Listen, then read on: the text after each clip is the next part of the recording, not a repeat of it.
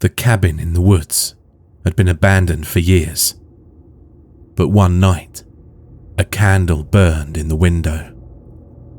In the dead of night, it served as a beacon for the desperate father and daughter. Lost and terrified, a malevolent creature pursued them.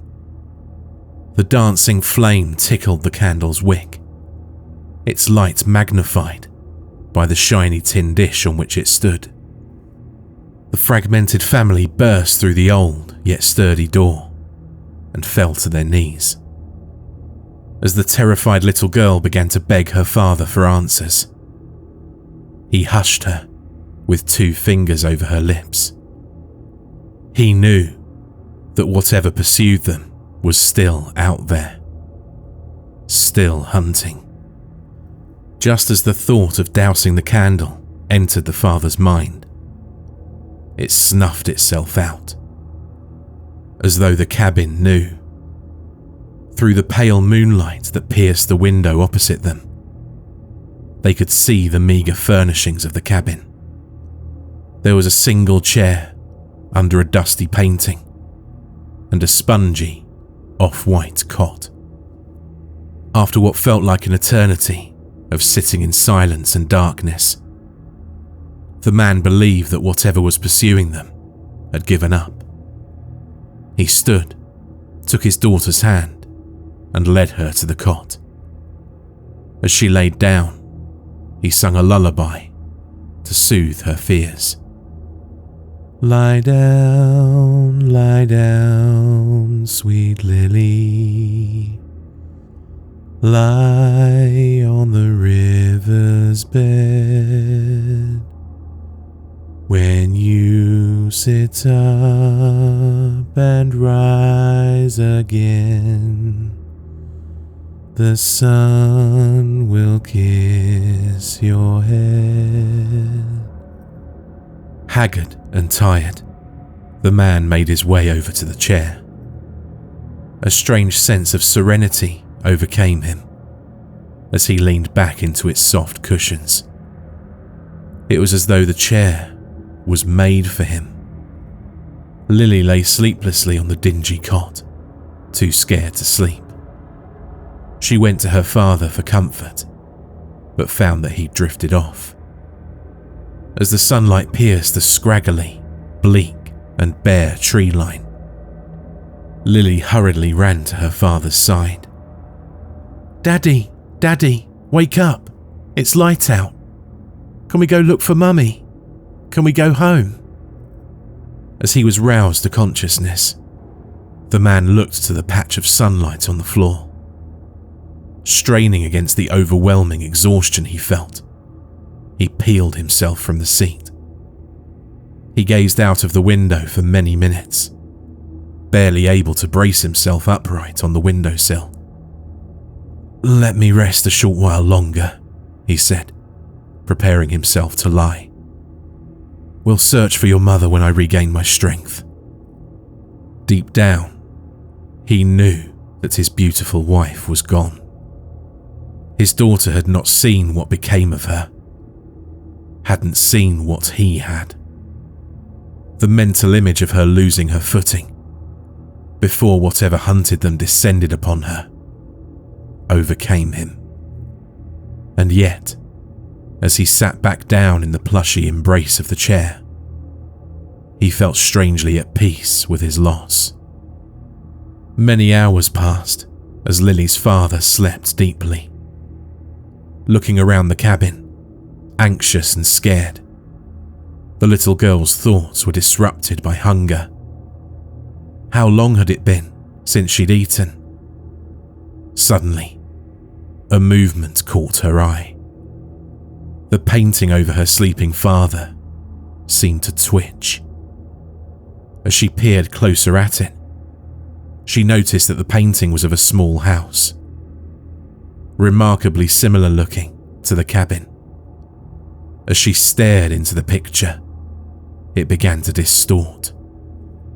The upper windows began to open slightly, as though they were eyes prying themselves from slumber. The porch began to twist and curve into a grin. Daddy, Daddy, wake up! The painting's moving!" The father fought hard to open his eyes and turned his head to face the painting. He saw nothing but a happy-looking house on a hill. "Sweetie, it's okay. It's your imagination. Just let me rest, and please don't leave the cabin." For the next few hours, Lily sat against the wall, opposite the painting. She stared hard into its sly and knowing smile, but it moved no more. She turned her attention away from the painting and saw the sun beginning to set. The curiosity she once held for the picture above her father became overshadowed by her fear. With the darkness growing, maybe the thing would come back. The sun had fully set, but the cabin was strangely illuminated. Turning towards the window, Lily noticed the flickering candle. "Did I light that?" she thought to herself.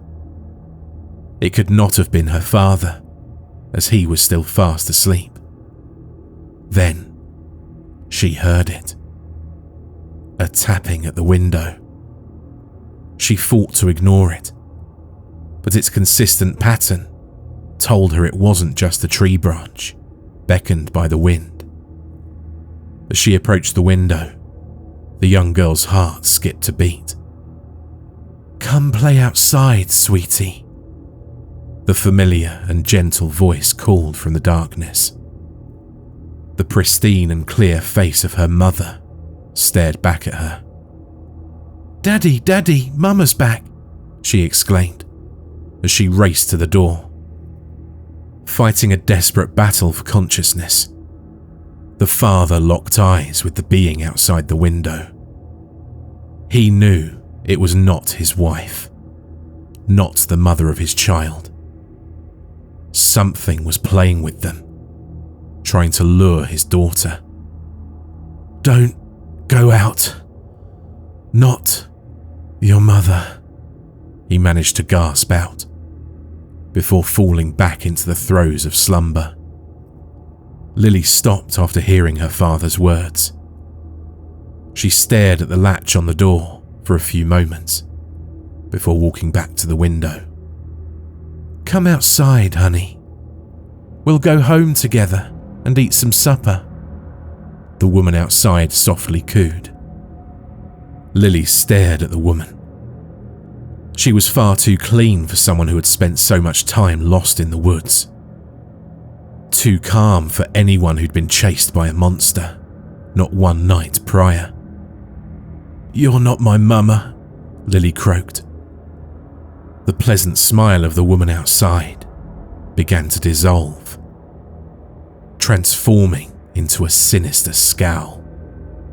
It looked as though her face was melting into a mixture of anger and desire. The woman slinked back into the darkness, disappearing into a thicket of trees. The little girl ran to her father's side, grabbed his arm, and began to weep. The candle's flame extinguished itself once more. The girl snapped into consciousness many hours later, woken by the eerie feeling that she was being watched. It was still dark, almost pitch black in the cabin. She was surprised that she managed to fall asleep, but she was worn out and exhausted. In the subtle, illuminating flickers of the moonlight, seeping through breaks in the clouds, she could see the layout of the cabin. Feeling her way around, she reached where the door was, or where it should have been. It was as though the cabin had shifted its layout. As her heart sank, she desperately began to feel her way around the walls of the cabin, gradually increasing her pace. "Daddy, Dad..." Her calls were cut short as she bumped into something soft and spongy. The familiar scent of copper and dirt filled her nostrils. She fell to the floor, desperately trying to see what it was. Her eyes scanned the cabin through the darkness.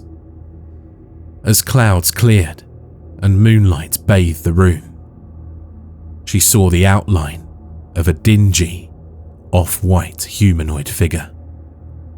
Furtively, it dashed across the room, the metal on metal of the latch clapping open and the door swinging ajar could be heard. As the gangly creature scampered off into the night, a chill filled the cabin. The young girl scrambled to her feet and slammed the door shut. She fell to her knees where the soft cot once stood and began to crawl about the room, feeling around for her father, or the chair that seemed to have become his prison. Eventually, she found it and curled up desperately next to his legs, terrified and alone. After a time she couldn't measure, she stood and guided herself to the window. The thought of the candle's flame somehow made her feel less isolated, less alone. Her father was little more than furniture now, melded into the chair. On the windowsill, next to the tin dish that held the candle, she felt a small box of matches. She struck one into a flame and raised her gaze to the candle in the window before screaming and dropping the match. Suddenly, the candle had burst into flame, revealing what had startled her. Once again, her mother's face leered obsessively through the glass. "I miss you," the face lovingly hissed. "Daddy, Daddy," Lily cried. She turned to face him in the flickering light of the candle. His eyes were wide open, staring in horror at the window. She ran to him and held him. The voice sang from the window. Come out, sweet Lily. Lay on the forest floor. The bad dreams that you've had so far will bother you no more. Lily, tears in her eyes, stood in front of the window. The candle gave her a sense that there was a buffer between her and whoever, or whatever, the creature out there was. "Please, leave us alone. You're not my mama. I want to go home." The woman gave Lily a somber gaze. "Why are you doing this to your mother? I'm trying to help you. That man is not your father." Lily froze. She turned around to meet her father's gaze. The only indication he was conscious, let alone alive, were his wide, fearful eyes. She walked over to him and laid her hand on top of his. Desperately, she tried to lift it, to hold it. But despite her best efforts, she couldn't pry it from the armrest. She stared down to see the stitching of the chair had begun to weave itself into her father's flesh. Slowly, he and the chair were becoming one. As she looked upon her entombed former guardian with tears in her eyes, the candle flickered and squelched itself back into darkness. Fervently, she worked to release her father. In the hollow white light of the moon, Lily found it difficult to see what she was doing. She'd removed her hairpin and tried to use that to pick at the threads that fastened him to the chair. Just as she thought she was making progress, she realized the area she'd previously pried free had an even thicker layer of fabric than before. She began to weep. How long had she been trying to free him? How long ago did this start? She had no idea. She stood for a few moments, pin in one hand, a clump of thick, leathery fabric in the other, tears streaming down her face. She'd begun to forget what it was like to not be living in fear, to not be struggling, alone. She so desperately needed someone to hold her. At that moment, the candle's wick immolated itself once more. A new horror crept over Lily as she saw the results of her efforts to free her father. A large strip of skin had been torn from the underside of his forearm. Lily looked at his eyes. They were tightly closed, but tears leaked from them. She dropped the patch of fabric, seeing the chunk of flesh in the dancing candlelight. She grew sick. Then, a familiar voice called from the window. Hold me, sweet Lily. Give me a hug so tight. All your fears and woes be gone. I'll guard you through the night. It was a familiar voice, but not that of her mother.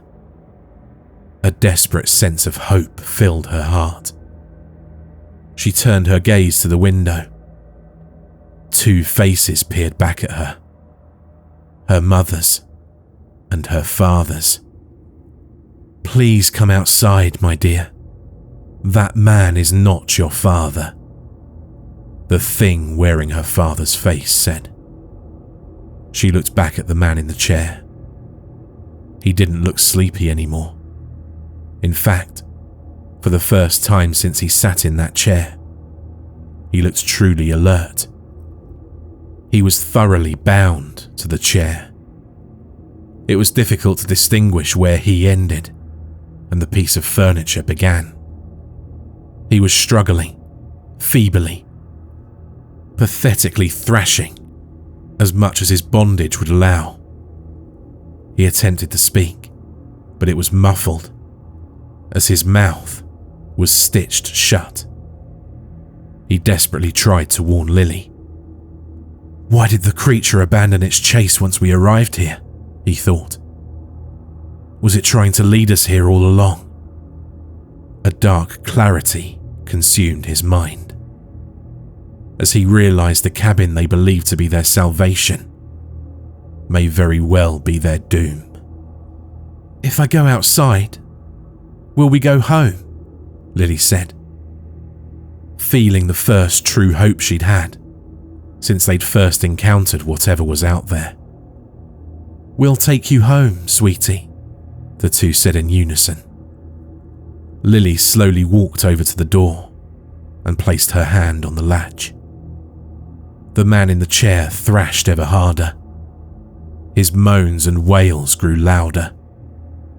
She looked back at the sobbing man, who wailed pitifully through his bound mouth. I'm not sure if you're my papa, she muttered softly to the man in the chair, as she opened the door and stepped outside. Tears streamed down Lily's father's face as he looked past the candle in the window. He watched his daughter walking into the woods, with a figure on either side of her. The figures looked horrendous, misshapen, inhuman. He attempted to cry out in vain as he felt new stitching pull his eyelids shut. The last thing he saw was his daughter crossing into the darkness as the candle flickered out once more.